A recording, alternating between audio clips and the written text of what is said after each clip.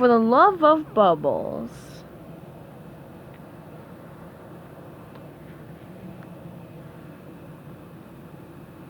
Chapter 15. When Sandy and Patrick arrived at New Kelp City, Spongebob had just been elected mayor. The citizens of New Kelp City had missed blowing bubbles so much that Spongebob had gotten all the votes. Dressed up and sporting a black top hat, Spongebob delivered his victory speech on the steps of City Hall. As mayor of New Kelp City, I now proclaim that bubble blowing is legal! The crowd cheered. Spongebob handed out hundreds of bubble wands and bottles of bubbles. Everyone started blowing bubbles. Sandy and Patrick ran up to the podium. "Spongebob, what are you doing here?" asked Sandy. Spongebob looked down at Sandy. "Wow! There's something you don't see every day! A squirrel in a spacesuit!" Patrick gave Spongebob a big hug. "I'm so glad we found you!" Spongebob said, Thanks for the hug, sir." "No need to be formal," said Patrick.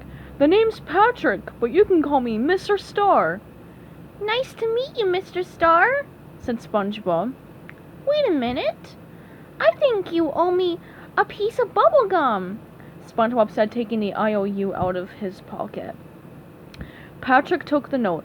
"How about I give you this hat instead?" Sandy was still staring at Spongebob. Did you go loco, Spongebob?" "No," said Spongebob.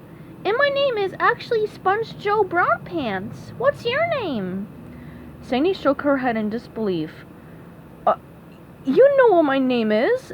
It's Sandy Cheeks." "Well, Miss Cheeks," said Spongebob, "I hope you don't mind me asking some personal questions. But what is a squirrel doing in the ocean? And where did you get that funny accent?" Sandy was getting frustrated. "You know I'm from Texas. Now listen up. Your name is SpongeBob SquarePants. You work at the Krusty Krab. Patrick and I are your best friends, and we're taking you home right now." Sandy grabbed SpongeBob and his top hat came off. She looked up and saw the bump on his head. "Hey, wait a minute. Did you bump your head?" SpongeBob gently touched the bump. "Yes, I did." Sandy's eyes went wide. "Now I get it! You must have knocked your head so hard you got amnesia and lost your memory." Patrick jumped up and down. "Let's go find his memory! I bet it's at an ice cream store!"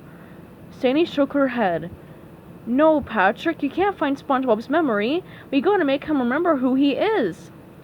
"I can make him remember," said Patrick. He pointed at himself. "Me, Patrick."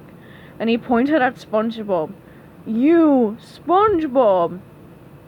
"Sorry," said SpongeBob. "I can't remember." "Well, we're gonna fix that," said Sandy. "We're gonna take you back to Bikini Bottom." "What's a Bikini Bottom?" asked SpongeBob. "That's where you live," said Sandy as she started to drag SpongeBob away.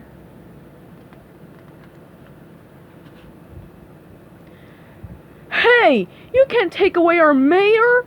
a man cried, running up to them. SpongeBob turned to the man. "But this squirrel seems to think she knows who I am." The man began to cry.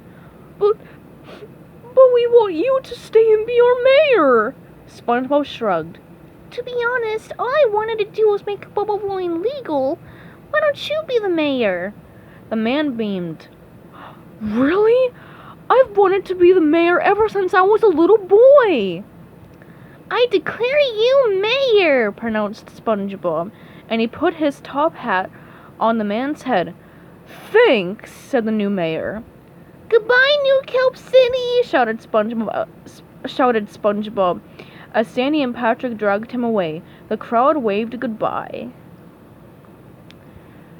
"Thanks for bringing bubble blowing back to New Kelp City," shouted the new mayor. "We shall erect a statue in your honor, and we shall never forget you, Sponge Joe Brownpants."